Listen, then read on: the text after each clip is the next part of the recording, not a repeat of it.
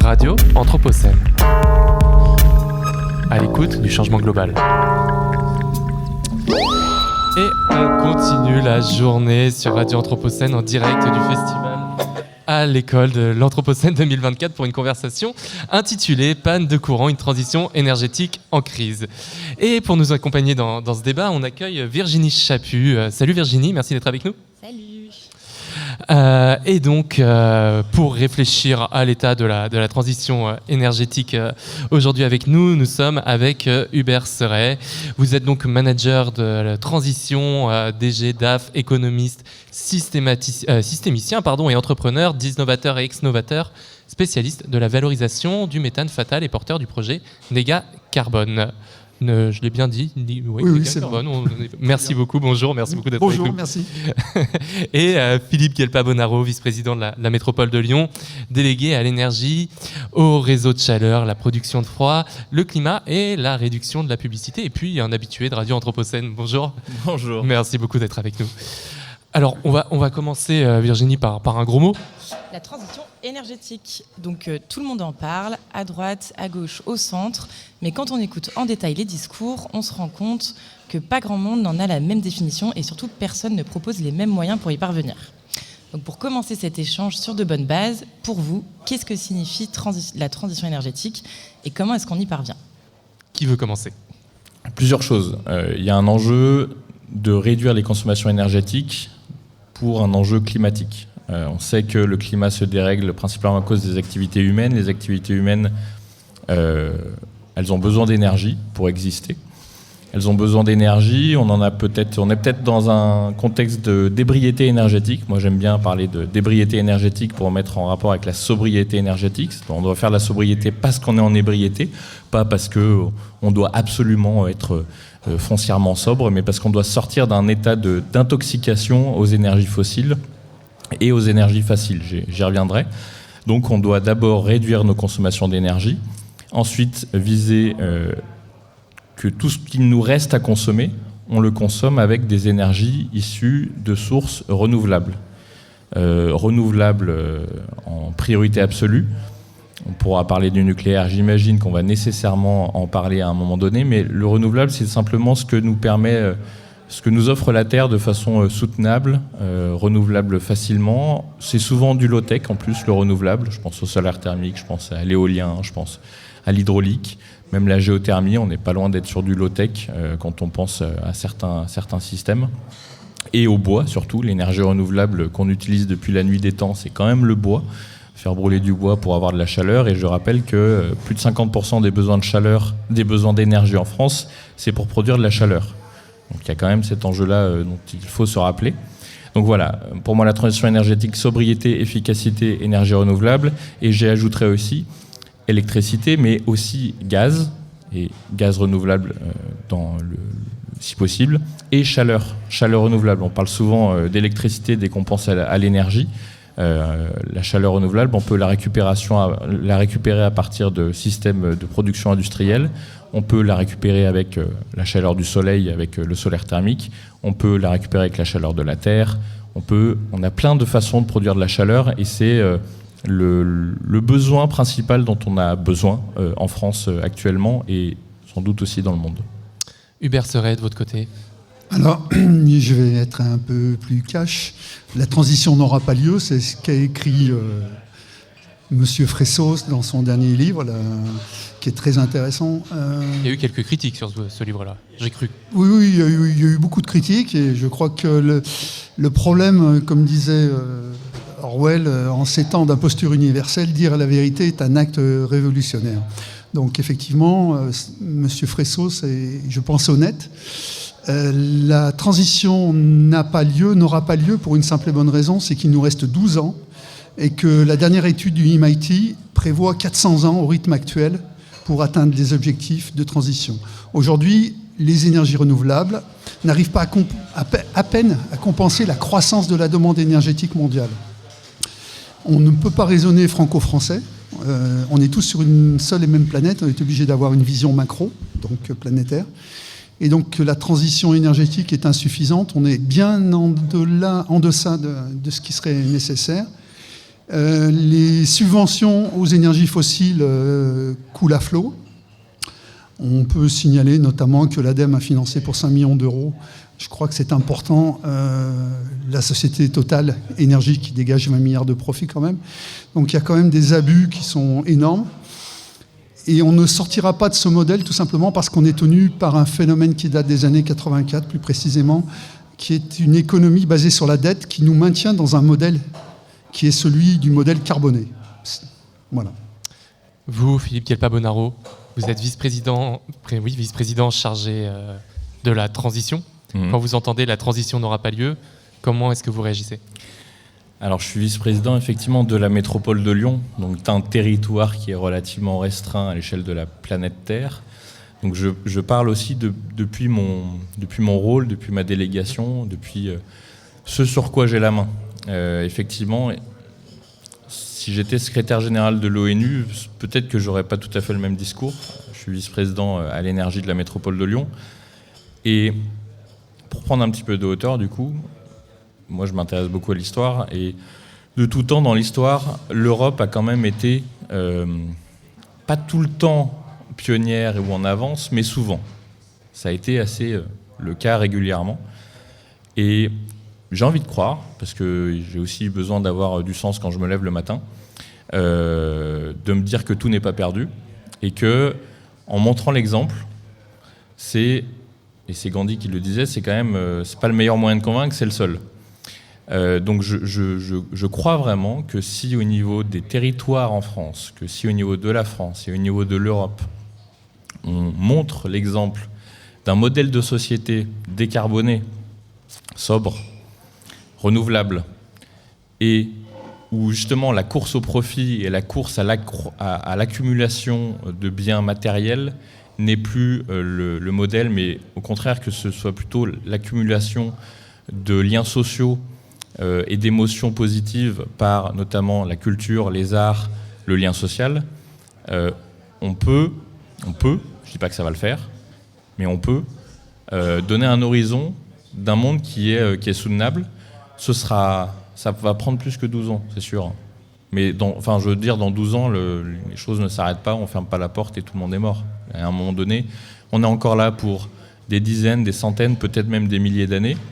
Le monde va continuer bien après qu'on ait passé les 2 degrés de réchauffement climatique. Je ne suis pas certain qu'on va le passer et qu'à 3, 4 degrés ou 5 degrés, on sera tous en très bon état. Et tous, je parle des civilisations humaines, je ne parle pas des individus. Mais en tout cas, à mon niveau, un peu comme Pierre Rabhi à l'époque, je fais ma part en tant que vice-président de la métropole de Lyon. La métropole de Lyon fait sa part en tant que collectivité d'1,4 million d'habitants. Et en faisant notre part, on est regardé, en fait. On est regardé par d'autres collectivités, d'autres territoires en France, d'autres élus, des grandes entreprises et ailleurs aussi en Europe. En Belgique, en Espagne, en Allemagne, en Pologne, on est regardé. On est regardé au Canada, on est regardé un peu partout dans le monde, en fait. Parce que la France reste quand même un pays qui est innovant, qui montre l'exemple. C'est important de garder ce capital et je ne suis pas certain que ce soit avec les gouvernements actuels qu'on va le garder très longtemps. Mais au niveau des territoires, il se passe des choses qui vont dans le bon sens, à mon avis, même si ce n'est pas suffisant, et qui peuvent mobiliser et donner envie de s'engager à tous les niveaux, à l'échelle des citoyens, à l'échelle des entreprises. On a des dizaines d'entreprises sur notre territoire qui sont dans un modèle d'économie régénérative. On n'est plus sur de la RSE ou responsable ou net zéro, machin. On est sur de l'économie régénérative. Donc, encore une fois, c'est que des mots, c'est souvent un peu des plans, mais derrière, il y a quand même des actions, il y a des gens qui travaillent à tout ça. Et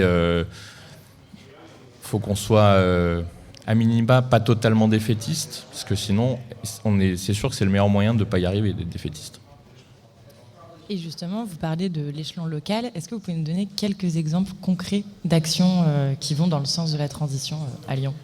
Oui, alors, je parlais de sobriété, d'efficacité et d'énergie renouvelable. Sobriété, moi je crois pas, ou en tout cas je crois très partiellement à la sobriété des gestes individuels. Changer de façon de se déplacer, changer de chauffage, changer de façon de consommer, ça n'est possible que si les pouvoirs publics mettent en œuvre des dispositifs pour faciliter ce changement. Donc quand on va créer 2 ou 3 lignes de tramway en un seul mandat, quand on va développer l'offre de bus, quand on va rénover les métros et les tramways pour qu'ils soient plus longs, plus efficaces, on permet aux gens de moins utiliser leur voiture. Quand on crée une douzaine de lignes de voies lyonnaises pour sécuriser, rendre attractif la pratique du vélo à la place de la pratique de la voiture ou même des transports en commun, parce que ça fait quand même consommer de l'énergie, on crée une sobriété qui n'est pas basée sur les efforts, mais qui est basée sur une nouvelle opportunité de découvrir sa ville et de se déplacer. Et je pense que culturellement, c'est un enjeu extrêmement fort pour la sobriété. Sur l'efficacité énergétique, on a le dispositif Ecorénov, où on a budgété plus de 70 millions d'euros sur ce mandat pour accompagner les ménages à rénover leur logement, mais vraiment rénover, pas les rénovations par geste prônées par Bruno Le Maire depuis quelques semaines et par les anciens gouvernements par ailleurs. Donc c'est une rénovation globale qui va de la ventilation du logement à l'enveloppe, au système de chauffage. Et c'est ces rénovations-là qui sont les plus efficaces pour faire réduire les émissions de gaz à effet de serre dans les logements. Le résidentiel, c'est quand même pas loin de la moitié des émissions de gaz à effet de serre de territoire de la métropole de Lyon. Le résidentiel et le tertiaire. Et puis sur les renouvelables, plein de choses. Je l'ai dit, la chaleur, c'est un élément vraiment important. On avait 80 000 équivalents logements raccordés au réseau de chauffage urbain sur la métropole de Lyon en 2020. On sera à plus de 200 000 raccordés ou en cours de raccordement en 2026. On crée 2 à 3 nouveaux réseaux. On étend tous les réseaux qui existent. Et ce matin, j'étais à une présentation presse de récupération de chaleur fatale sur un process industriel. Parce qu'on dit aussi pour notre souveraineté économique qu'on doit relocaliser. On peut aussi se servir des entreprises qui sont déjà là. Et l'entreprise Tokai Cobex, qui est à Vénissieux, elle produit des matériaux qui vont être utiles pour l'électrification, notamment de la mobilité. Et Tokai Cobex rejetait jusqu'à dans un an, parce que ce sera mis en service dans un an, l'équivalent de 30 gigawattheures de chaleur aux petits oiseaux.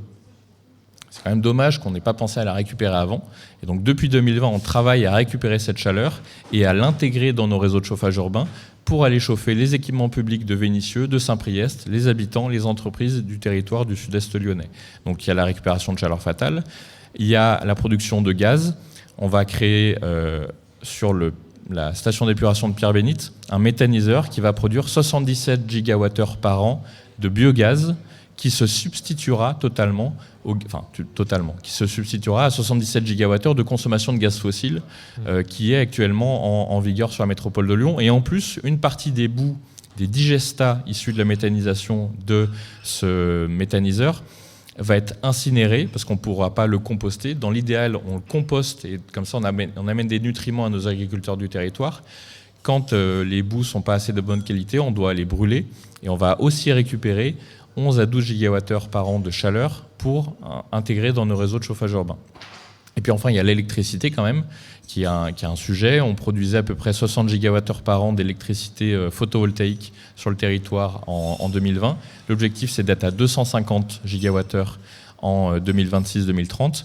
Et pour ça, on a fait un inventaire de tous les terrains métropolitains, souvent des friches, des décharges, des anciennes décharges, des parkings.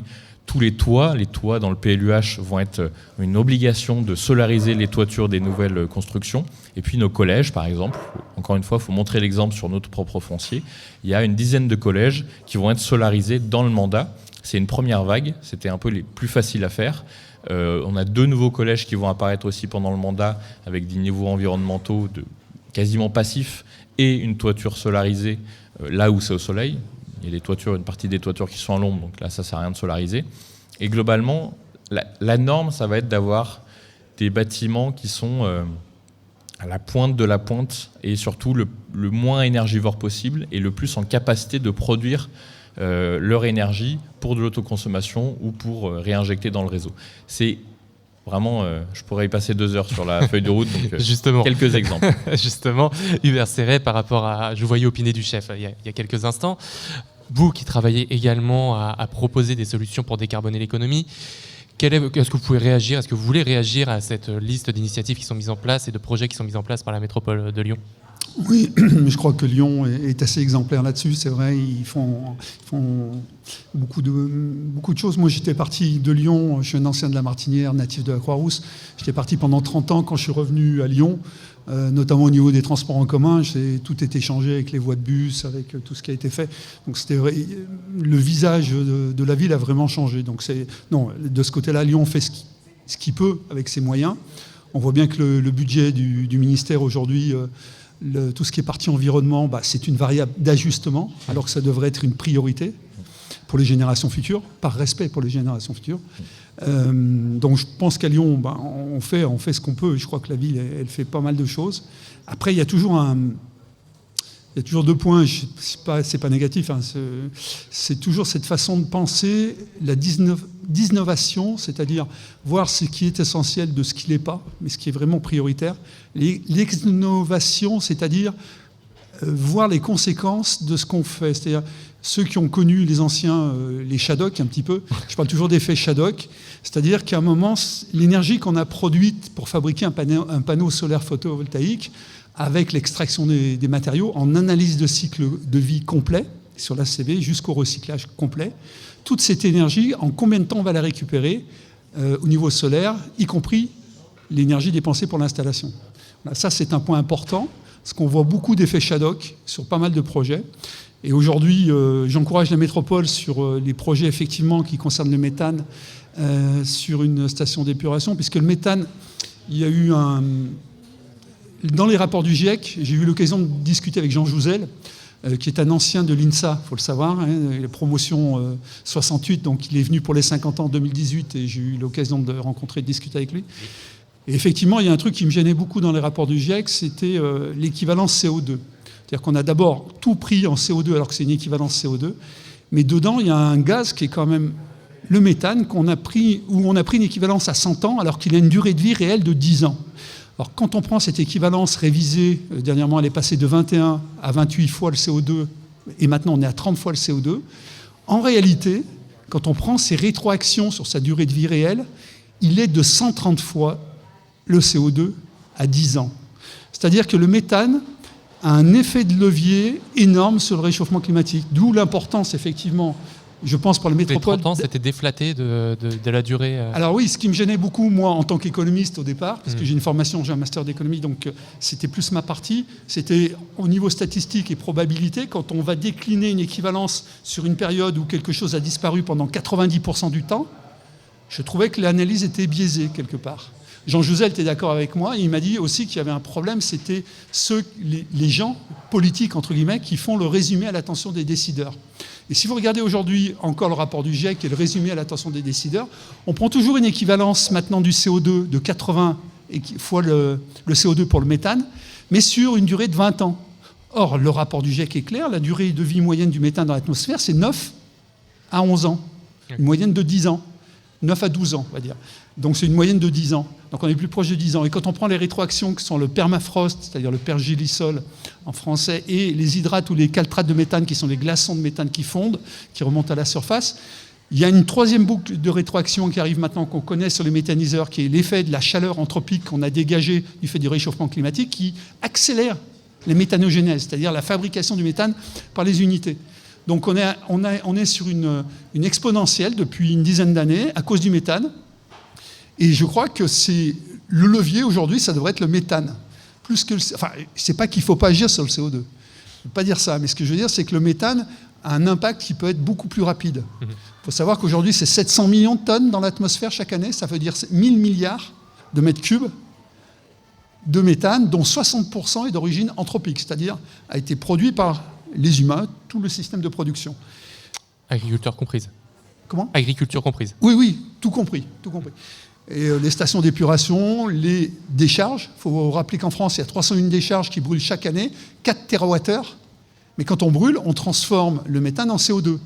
Mais là, on tombe à une équivalence qui est de 6 fois le CO2, effectivement, sur sa durée de vie à 100 ans. Puisqu'on va transformer CH4 en CO2 plus O2, H2O. Alors, je crois que Virginie voulait passer au thème de l'électrification du réseau. Virginie, c'est bien ça ? Oui. Parce que vous n'avez pas parlé que d'électricité en solution pour mettre en œuvre la transition énergétique, mais en discours, en tout cas à échelle nationale, l'électricité, elle est souvent présentée comme Eldorado, comme solution en tout cas pour permettre la décarbonation justement de notre mix énergétique, en s'appuyant notamment sur soit les énergies renouvelables, soit le nucléaire. Donc on se demandait qu'est-ce que vous deux vous pensez de ces discours qui valorisent énormément l'électricité. On se fait des politesses. Non, mais c'est un problème. C'est un vrai problème. Je le disais, la transition énergétique, c'est sur 3 vecteurs, la chaleur, le gaz et l'électricité. Mais l'électricité, il faut voir aussi comment elle est produite, il faut voir à quoi elle sert. Typiquement, une centrale nucléaire, c'est produire de la chaleur pour produire de l'électricité. Si en plus, derrière, on va reproduire de la chaleur à partir de cette électricité, là, on est sur un vrai effet Shadok pour le coup. Après, bon, voilà, c'est un vecteur intéressant, l'électricité, qui permet aussi de créer du mouvement. Je pense à la mobilité, faire brûler de l'essence ou des hydrocarbures pour faire bouger une caisse de 1 tonne de ferraille. C'est sans doute mieux de le faire avec de l'électricité en termes d'efficacité énergétique qu'avec des hydrocarbures. Après, il faut surtout s'interroger, c'est est-ce qu'on a vraiment besoin de faire bouger 1 tonne de ferraille et est-ce qu'on ne peut pas réduire le poids passer de 1 tonne à, je sais pas, 500, 600 kilos. Et puis surtout, combien il y a de personnes dans la tonne de ferraille. S'il n'y en a qu'une, et moi, je me déplace pas mal en vélo et j'aime beaucoup regarder le nombre de personnes qui sont dans les voitures. On est quand même, pour 7 à 8 voitures sur 10, on a 1 personne dans la voiture. Donc pour promener quelqu'un de 60 kilos, on a 1 tonne, voire 2 tonnes de ferraille qui se baladent avec tous les besoins énergétiques que ça suppose. Donc, l'électrification, encore une fois, je ne suis pas contre, mais on doit faire preuve de bon sens énergétique. Et c'est limite la deuxième notion que j'aime bien mettre en avant. Tout usage, toute action presque, qui va nécessiter un peu d'outils. Là, par exemple, on a une radio, on a des ordinateurs qui sont branchés. Tout consomme de l'énergie, quasiment. Pour les usages, on peut se questionner sur chaque usage. Est-ce qu'il y a vraiment besoin d'avoir cet usage ou est-ce qu'on peut faire autrement ? Vous êtes à 2 doigts de dire qu'on n'est pas nécessaire et on va Eh pas ben non, apprécier, justement. Et typiquement, l'art, la culture doit être un secteur protégé au niveau de sa notion de consommation énergétique et d'utilité sociale et sociétale. Donc il faut continuer à avoir des médias et surtout des médias de cette qualité et indépendants. Après, pour chaque usage, l'efficacité énergétique va être essentielle. Et puis, après, le vecteur énergétique. Et donc, l'électricité, si c'est pour effectivement avoir des médias comme une radio, comme la radio Anthropocène, c'est essentiel. Si c'est pour installer à la place de radiateurs électriques grille-pain, si c'est pour installer des pompes à chaleur RR qui ont un COP de 2, voire de 3 au mieux, et qui en fait, dès qu'on passe en dessous de 5 degrés, on a un COP qui n'est plus vraiment beaucoup plus efficace qu'un radiateur électrique, ça n'a aucun sens en fait. Donc l'électricité, oui, c'est un levier pour décarboner, parce qu'effectivement, on a un parc nucléaire français qui est en état de marche et qui est en état de marche au moins jusque dans les années 2050-2060. Tant qu'on n'a pas de problème comme au Japon ou en Ukraine. Qu'est-ce qu'on fera après ? C'est maintenant que ça se décide en fait. Et je pense que de se relancer dans un programme de création de réacteurs nucléaires qui nous engage jusqu'en 2150 en termes de production, j'imagine, parce qu'ils vont durer au moins 60 ans, mais l'idée, je pense que c'est au moins de les faire durer 80 ans, voire 100 ans. Et est-ce qu'on parle du démantèlement de ces machins derrière ? Donc ça nous emmène au 22e siècle. Est-ce que dans un contexte climatique, environnemental et géopolitique qu'on connaît actuellement, c'est vraiment responsable de construire des machins qu'on ne sait pas démanteler et qui sont des sources de risques géopolitiques et environnementaux et sur la santé humaine pour des zones de plusieurs milliers de kilomètres carrés aux alentours de ces centrales nucléaires? Je ne suis pas certain que ce soit le meilleur moyen. Donc l'électrification, oui, mais l'électrification avec des énergies renouvelables qui sont souvent low-tech et avec notamment, là aussi, un parc hydraulique qui a encore en état de fonctionnement qui va dépasser les années 2060, même si on voit que la production d'hydroélectricité en France, elle baisse, parce que les cours d'eau baissent aussi. Donc c'est un sujet, c'est un talon important, l'hydraulique, mais on ne pourra pas non plus compter que là-dessus pour la transition. Hubert Serret, une réaction sur ce propos et sur cette question de l'électrification ? C'est un problème complexe, c'est toujours la même chose. C'est une vision court terme, moyen terme et long terme. Si on analyse en court terme, on a besoin de décarboner effectivement sur le plan carbone. Le nucléaire est quand même inférieur à pas mal d'autres énergies. Donc on n'a pas trop le choix pour s'en passer. Effectivement, il faut développer des solutions, je dirais, low-tech, oui, il y a peut-être middle-tech. Moi, j'aime bien employer parce qu'il y a peut-être des solutions intermédiaires entre high-tech et low-tech. On a des solutions qu'on pourrait... Moi, c'est ce que je veux développer avec le projet Néga Carbone, d'ailleurs. C'est des solutions middle-tech. Est-ce que vous pouvez nous en parler un petit peu, nous expliquer ce que c'est ? Oui, c'est-à-dire qu'aujourd'hui, vous avez plus de 90% du méthane qui est fatal dans le monde. Ce méthane, il est facilement captable et stockable brut. C'est-à-dire qu'on peut stocker l'énergie brute dans des sortes de ballons triple pot qu'on pose au sol, fait à partir de plastique recyclé, tout simplement, et qu'on va utiliser quand on a des besoins électriques. Le problème, c'est qu'aujourd'hui, les générateurs qui existent, qui sont des gros générateurs, sont des moteurs à combustion interne comme votre voiture ou les turbines.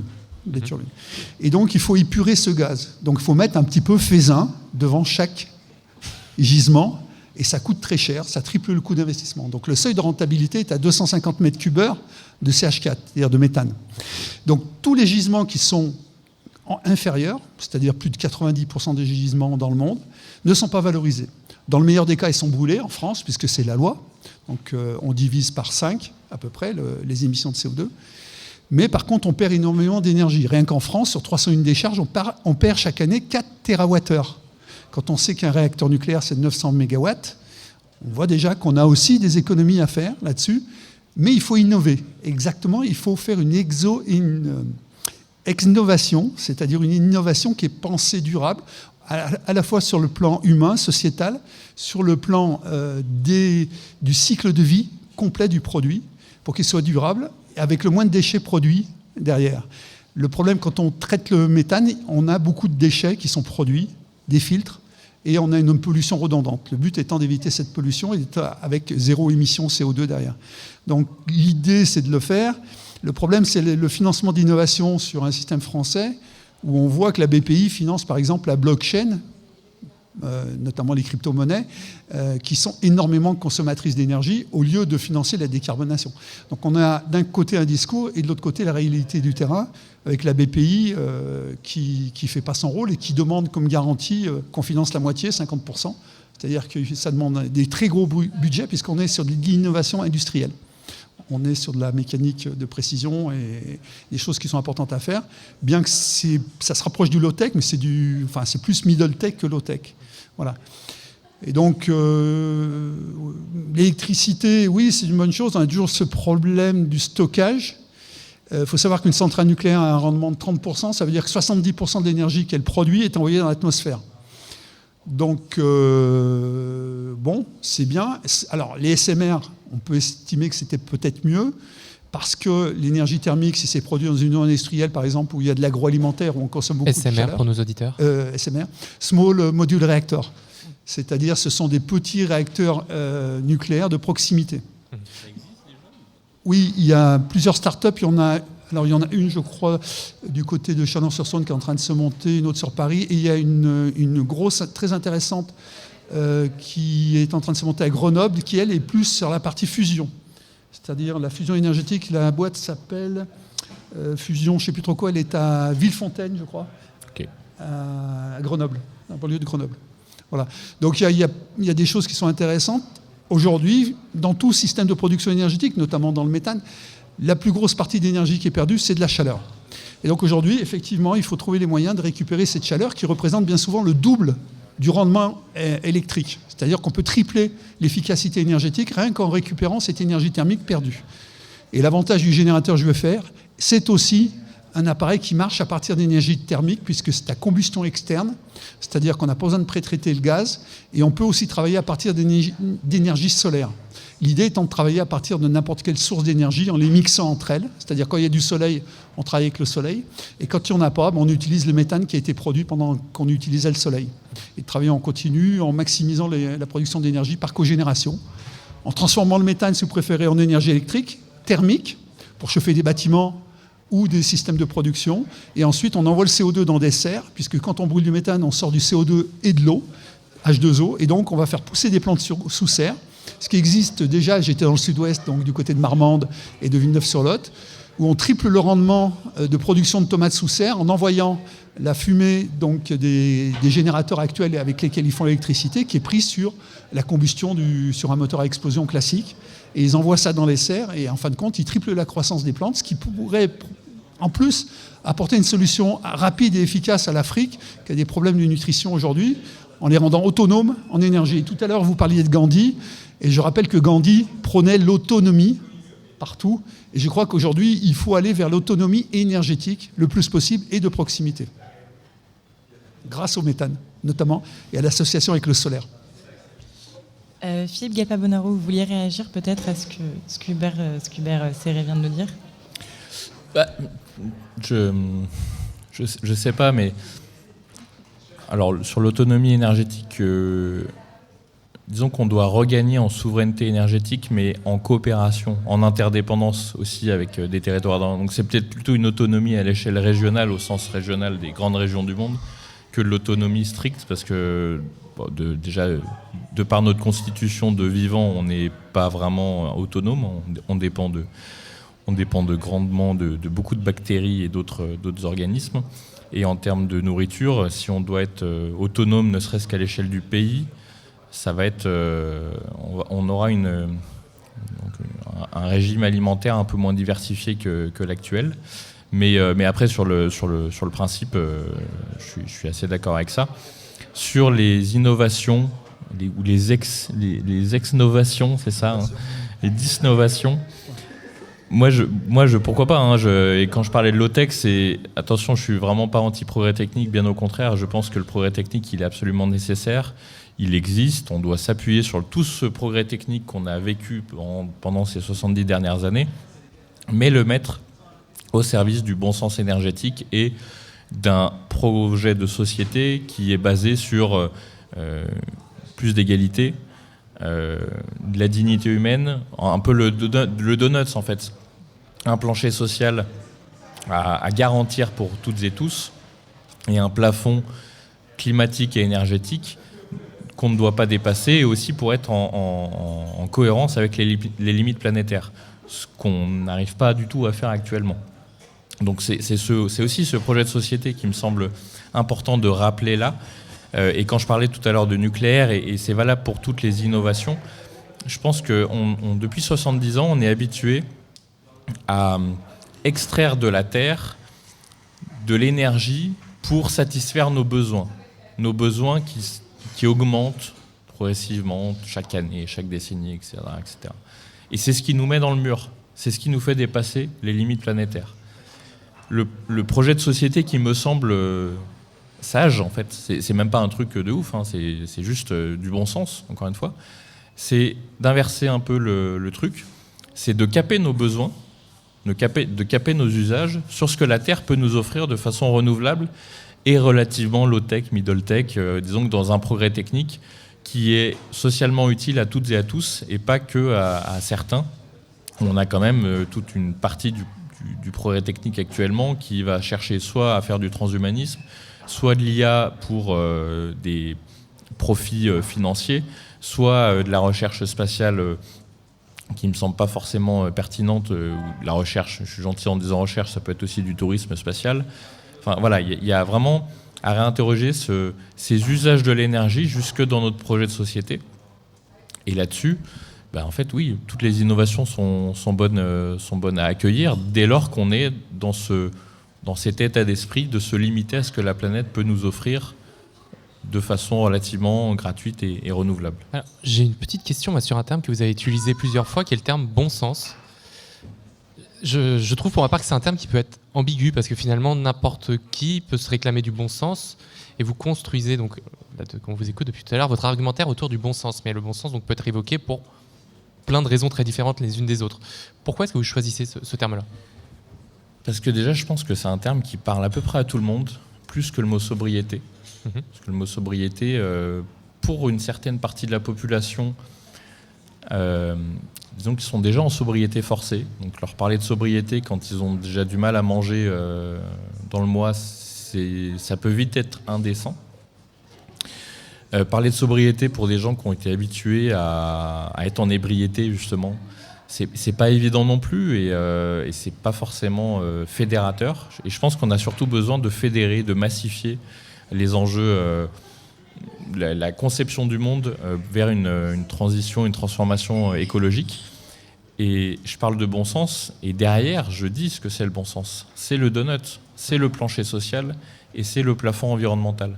C'est ça le bon sens, en fait. C'est rester dans ces limites entre la dignité humaine et la consommation énergétique et environnementale, ce qu'on n'arrive pas encore à faire. Pour moi, c'est ça le bon sens. Et le bon sens, c'est effectivement un mot un peu facile, je vous rejoins, mais c'est justement parce que c'est un mot qui parle à tout le monde que derrière, on peut aller se questionner, et je vous remercie d'ailleurs pour la question, de qu'est-ce que c'est ce bon sens énergétique ?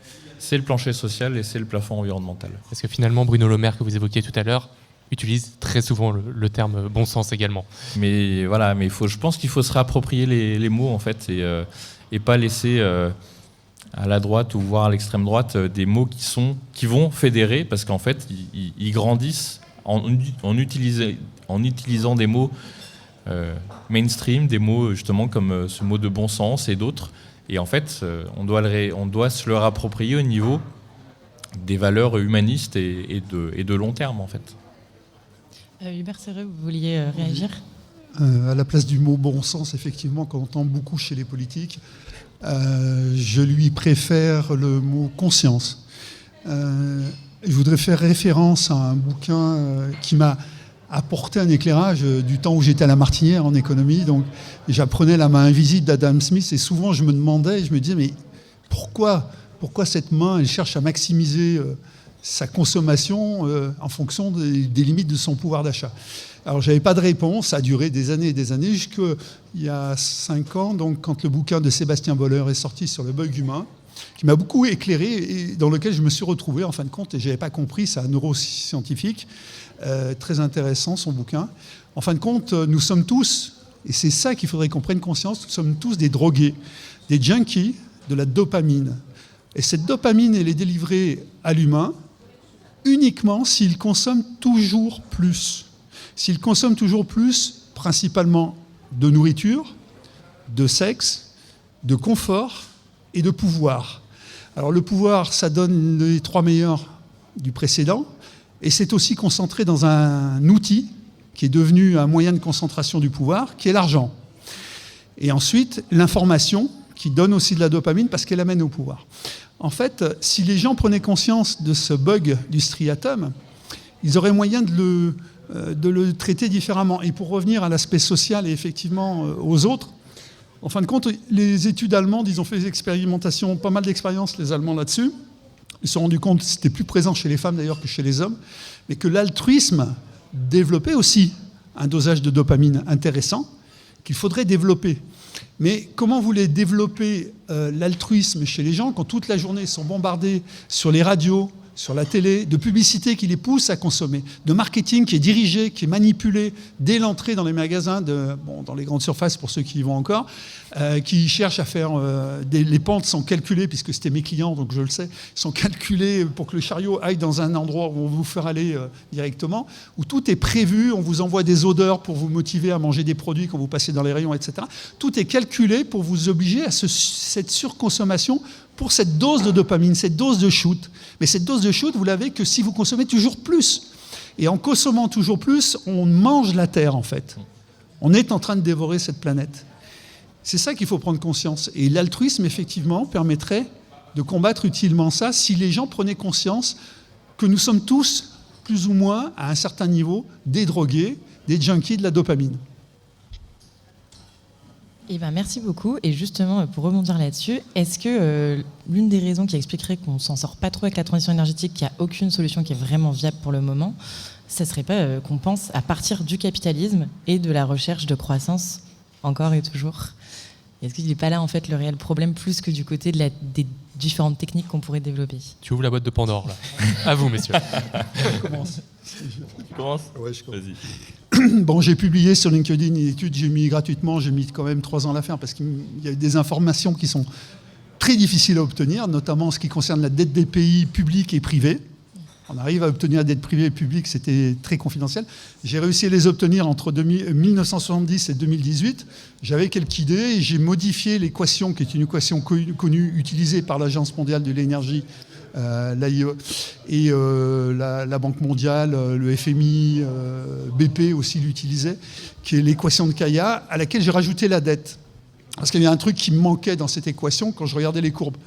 Effectivement, en rajoutant la dette, je me suis rendu compte qu'à partir de 1984, ce fameux néolibéralisme, qui pour moi signifiait pas grand-chose, apparemment, en fin de compte, a consisté à remplacer, après la crise de 1973 du pétrole, l'énergie qui était nécessaire pour faire du PIB par de la dette par habitant.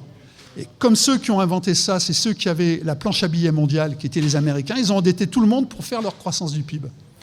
Et ça s'est passé à partir de 1984. On est passé donc à l'époque, en 70, on avait besoin de 20 kWh pour faire $1 de PIB. En 2018, il fallait plus que 2 kWh. Par contre, la dette qui était de $900 par habitant en 1970 est passée à $28 000 en 2018.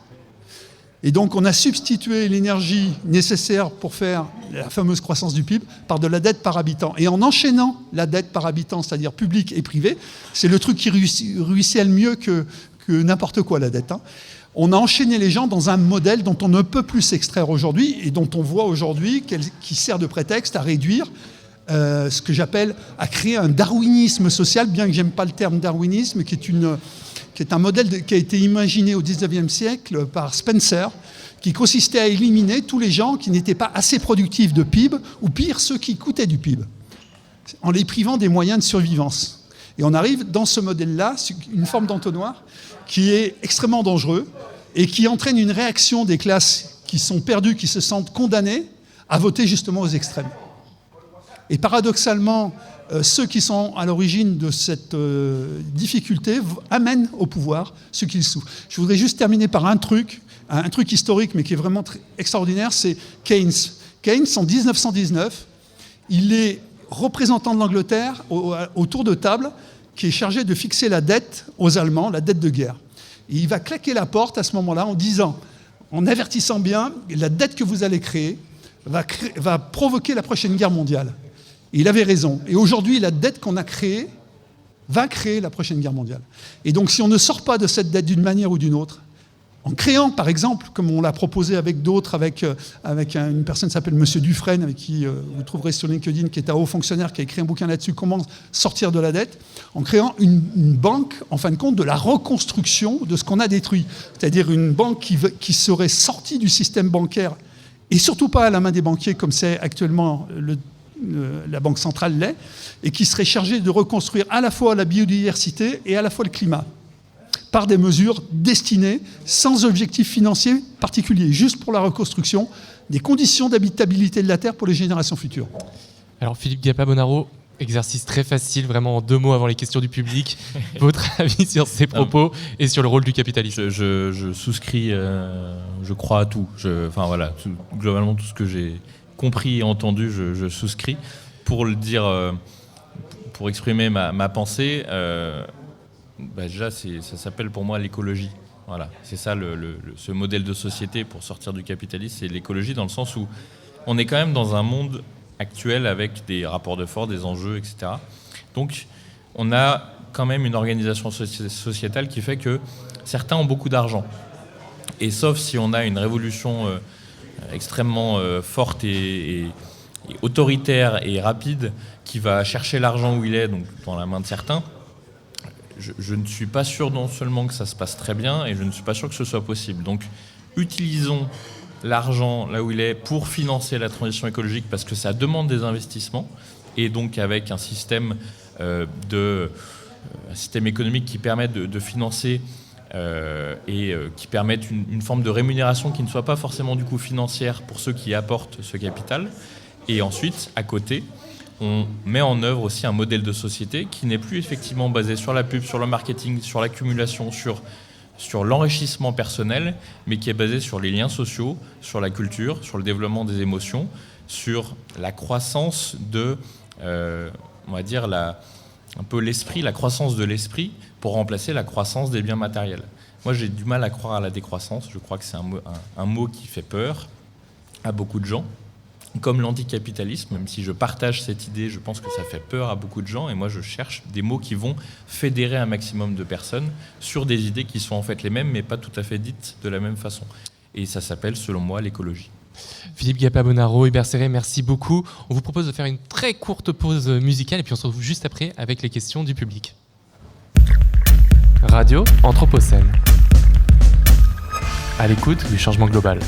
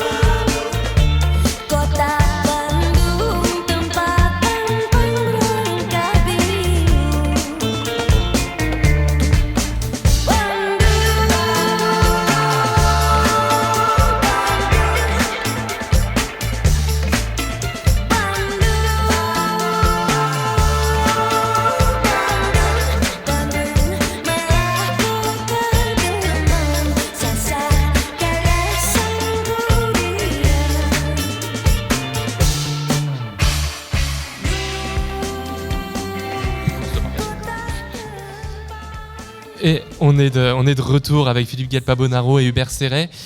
On va passer maintenant aux questions du public. Et Damien, tu vas nous proposer une première question. Exactement. Merci. Je souhaiterais m'adresser effectivement à la fois aux politiques et à la fois à l'économiste d'une certaine manière. Je trouve qu'effectivement, c'est un constat, on hérite d'une situation, et les plus jeunes d'entre nous, évidemment encore plus que des gens comme moi, mais on hérite d'une situation dans laquelle nous avons fabriqué, en tout cas préalablement, une dette qui va s'imposer aux générations futures. Alors c'est pas uniquement une dette financière, bien évidemment, c'est aussi une dette écologique, une dette sociale, ce genre de choses. Je me souviens d'un livre, il y a quelques années de ça, écrit par un monsieur, je crois, qui s'appelle David Graeber, qui était l'histoire de la dette, qui émettait, on va dire, certaines critiques sur la conception qu'on pouvait avoir, mais surtout sur l'utilisation qui pouvait être faite par le politique de cette question de la dette et de la nécessité de rembourser la dette, et ainsi de suite. Et donc, moi, je m'interroge aussi sur le fait que certains...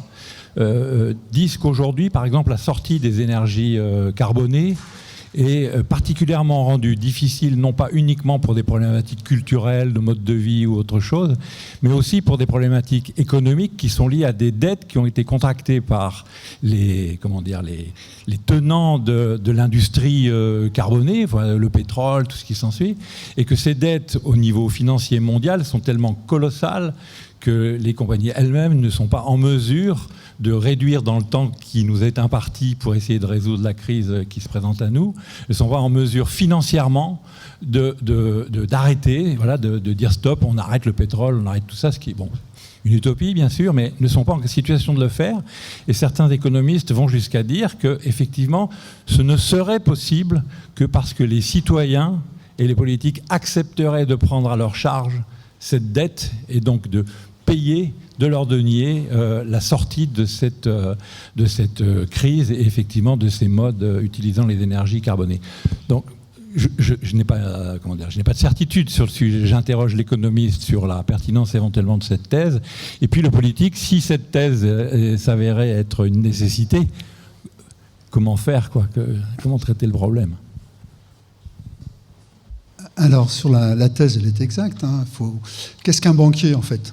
Qu'est-ce que la Société Générale, le BNP ou le Crédit Agricole, qui ont été les plus gros financeurs des énergies fossiles, y compris en Pologne, une méga structure, une centrale au charbon, qui nous implique au moins pour 15 ans.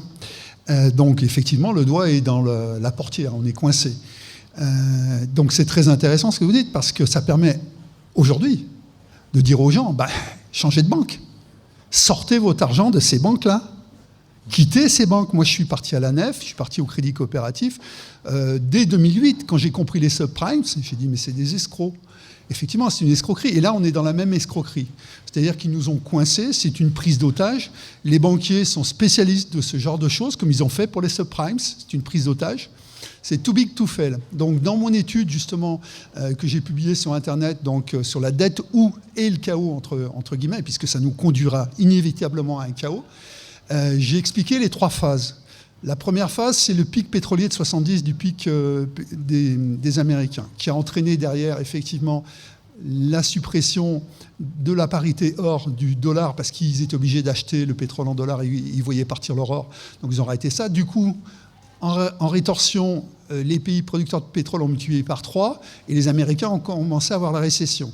Donc derrière, ils ont créé la dette par habitant pour provoquer une croissance. C'est-à-dire que la croissance qui était là, jusqu'à là basée sur les énergies fossiles, a été basée sur la dette. C'est-à-dire qu'on a endetté les gens et les États pour les amener à consommer, cette consommation fabriquant le PIB, ce PIB nécessitant une production à partir d'énergies fossiles, émettrices de CO2 qui réchauffent le climat. Voilà le schéma, en gros. Mais il y a eu 2 événements qui sont passés après. Et il y a un événement extrêmement important où Stiglitz, qui était le prix Nobel d'économie, a démissionné.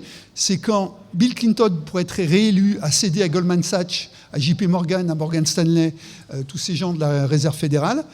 Il leur a cédé une barrière qui était jusque-là infranchissable, c'est-à-dire le Glass-Steagall Act, qui était de 1933, qui avait été pris après la crise de 29 et qui protégeait la banque de dépôt de la banque d'affaires. Sauf que les banquiers d'affaires qui voulaient toujours plus spéculer visaient cette épargne des gens pour spéculer. Et à ce moment-là, ils ont siphonné à partir de novembre, le 3 novembre 1999 très précisément, ils ont commencé à siphonner, ce qui a créé la première bulle de l'Internet dans les années 2002, puis la crise de 2008, où cet argent abondant a créé les subprimes.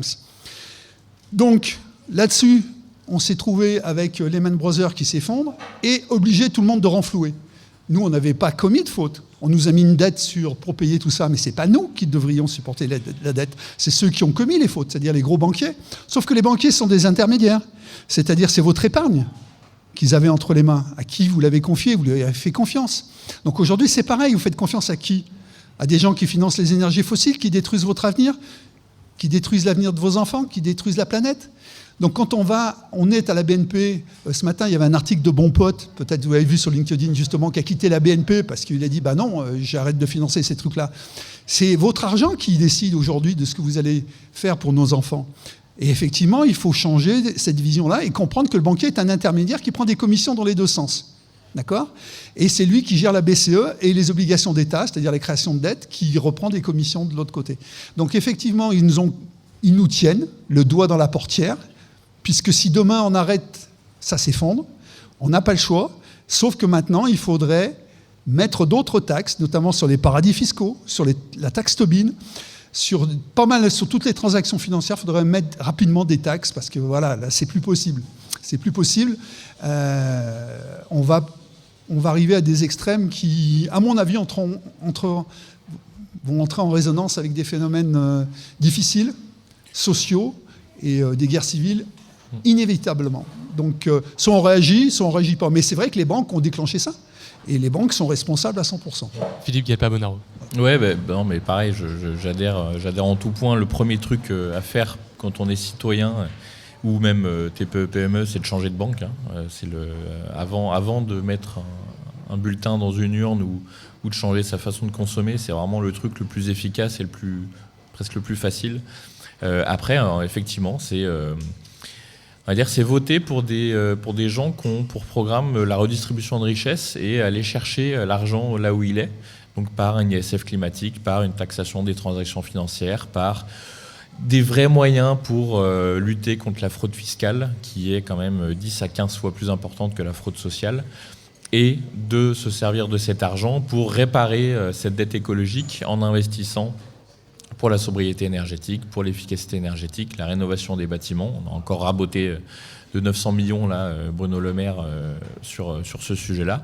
Voilà, bon, je ne vais pas m'appesantir sur la partie passée, mais en partant du présent et pour les 10-15 ans à venir, changer de banque et voter pour des mouvements qui souhaitent une redistribution des richesses pour la transition écologique.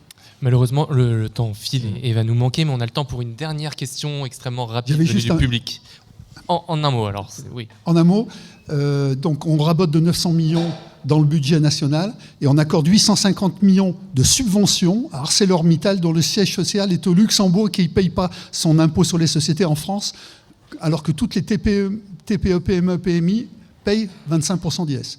On vient de leur accorder 850 millions d'euros de subventions. Une question du public, oui. Du coup, j'avais 2 questions, plutôt pour le vice-président de la métropole. En 2 mots, pas 2 questions.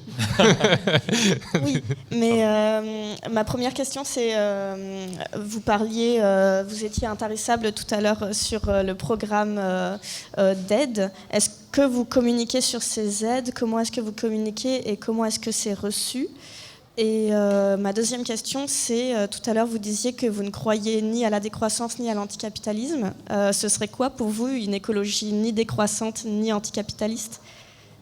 Alors merci du coup. Je vais commencer par cette deuxième question parce que c'est presque la plus importante. Moi, je crois qu'il faut la décroissance et l'anticapitalisme. Vraiment, c'est pour ça, je précise. L'écologie est, à mon avis, par nature anticapitaliste et vise de s'extraire de ce principe de la croissance économique.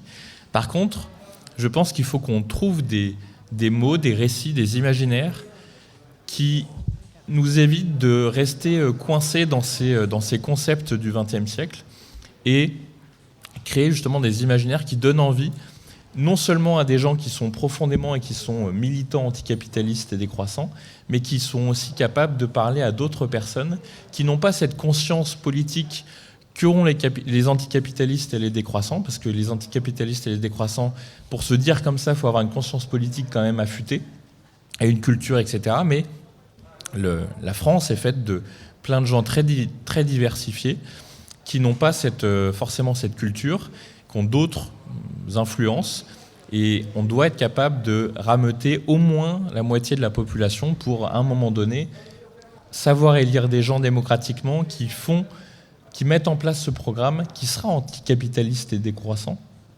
mais avec d'autres termes qui mobilisent plus largement que les décroissants et les anticapitalistes. Sur les aides, notamment de la métropole de Lyon et de la ville de Lyon aussi, la ville de Lyon est très engagée sur la rénovation.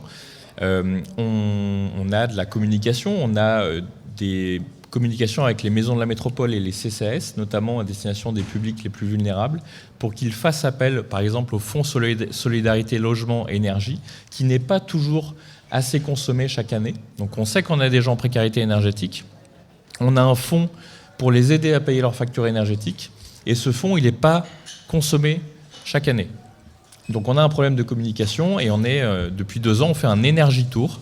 On a l'Agence locale de l'énergie et du climat, Solia, qui est une association qui accompagne les publics précaires dans la rénovation énergétique et l'adaptation de leur logement à la vieillesse, et The Green or Good, qui ont fait des tournées sur des places de marché dans différentes communes de la métropole de Lyon pour aller informer sur les dispositifs dont pouvaient bénéficier les citoyens pour rénover, consommer autrement, consommer moins. Et ce sujet de faire connaître les dispositifs, on n'en est qu'au début. C'est un peu mon cheval de bataille là, sur cette fin du mandat, parce qu'on fait énormément de choses et en fait les gens ne le savent pas forcément. Eh bien, merci à tous les deux pour cet échange. Hubert Serré, je rappelle que vous êtes manager de transition, DG, DAF, économiste, systémicien et entrepreneur, disnovateur, ex-novateur, spécialiste de la valorisation du méthane fatal et porteur du projet Négacarbone. Et je crois qu'on peut vous trouver ce soir à Dardilly. Et Philippe Guelpa-Bonaro. Oui, on devait juste dire 2 mots sur la conférence de ce soir à Dardilly, du coup. Où est-ce qu'on vous retrouve ? Alors oui, ce soir à 19h à Dardilly, il y a une conférence sur...